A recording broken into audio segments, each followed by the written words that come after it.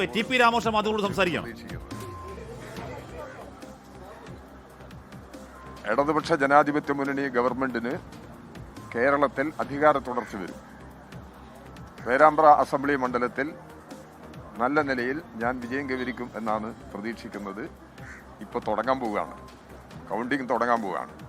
ബാക്കി കാര്യങ്ങളെല്ലാം കൗണ്ടിങ്ങിന് ശേഷം നമുക്ക് സംസാരിക്കാം. അത് ഒരു അവകാശവാദമല്ലേ, അതാർക്കും പറയാം. ആ അവകാശവാദത്തിനൊന്നും അടിസ്ഥാനമില്ല. ഞങ്ങൾ നല്ല നിലയിൽ വിജയിക്കാൻ പോവുകയാണ് കോഴിക്കോട് ജില്ലയിൽ. ഇനി സീറ്റ് പറയാൻ പറ്റില്ല. ഇല്ല സോറി, അത് ഞാനില്ല. ഞാൻ ഇന്നലെ പറഞ്ഞതിലൊന്നും ഞാൻ മാറ്റില്ല. തുടർച്ചയുണ്ടാവും. ഓക്കെ.